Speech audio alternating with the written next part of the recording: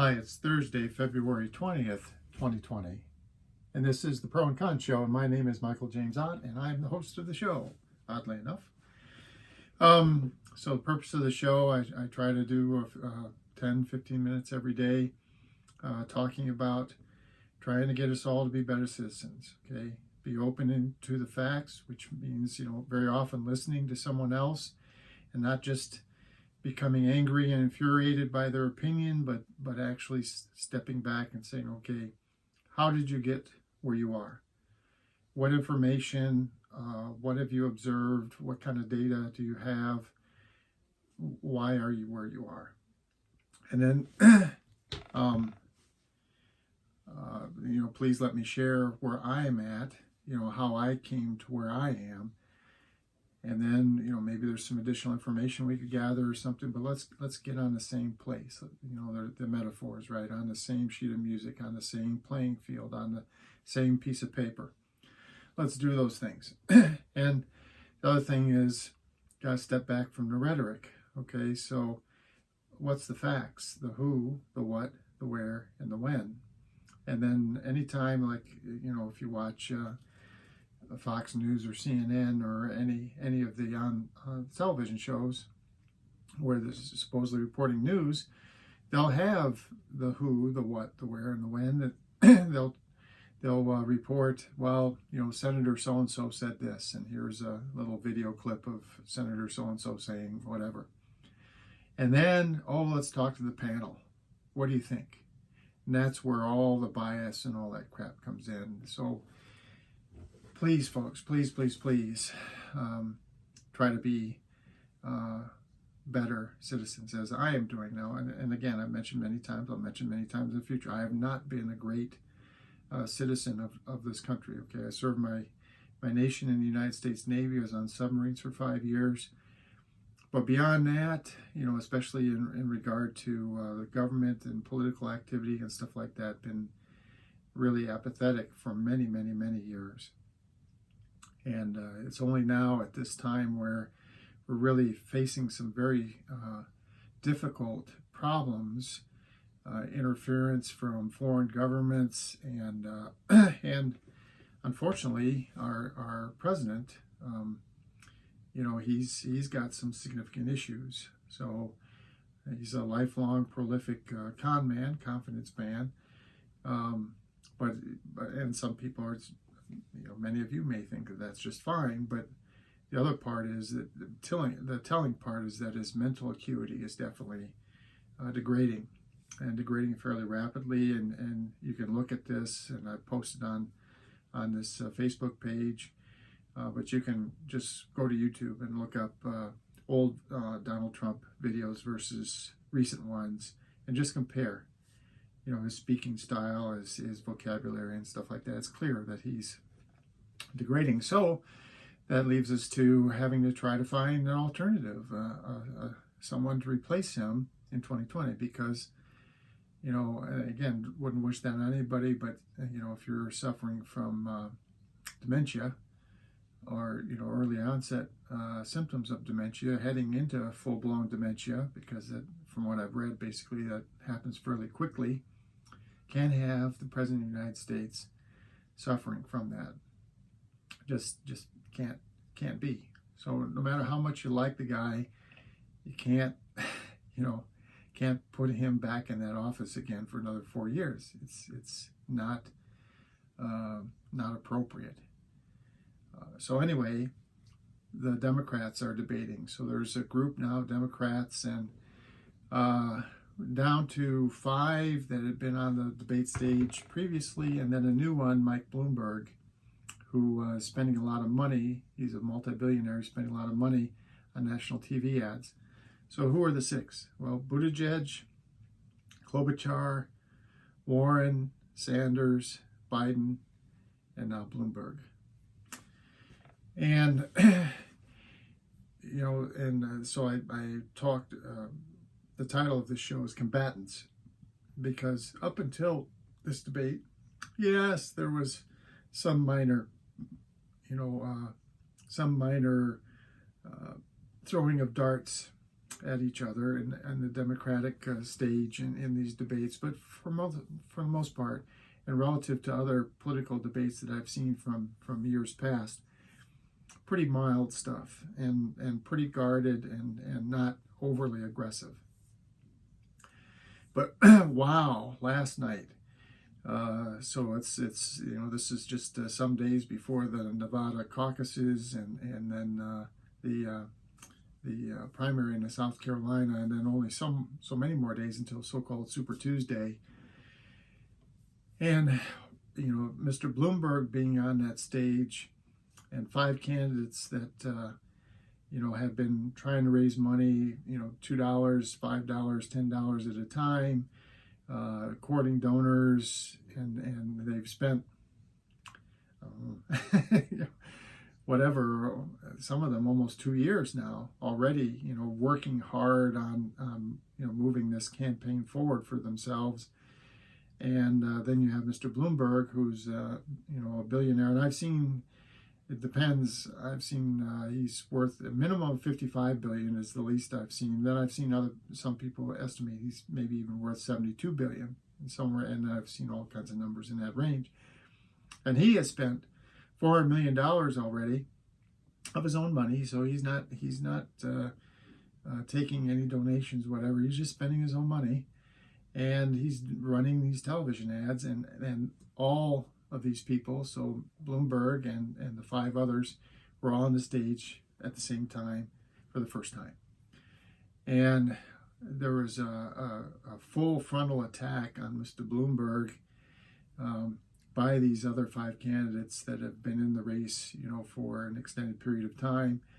And there was some sexual harassment stuff, stop and frisk stuff. The fact that he's trying to buy the election. Seemed like there was one other significant thing. But what really surprised me was he knew all 3 of those. I mean, he and his staff that are trying to get him elected, they knew all 3 of those were going to be, javelins, salvos, whatever, that were going to get tossed at him. They knew that. I mean, that was blatantly obvious. And yet his responses to all 3 of those topics, frankly, were pretty weak. So it either felt like he was ill-prepared, or he has no answer to those particular topics.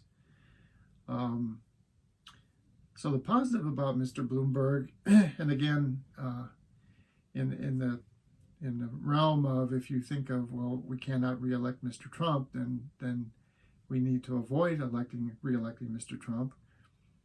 And if we're going to do that, then resources and whatnot that help prevent his reelection are a positive thing. Well, Mr. Bloomberg is, when he spent more than $400 million so far, I think, in these national television ads, and he's been pretty good about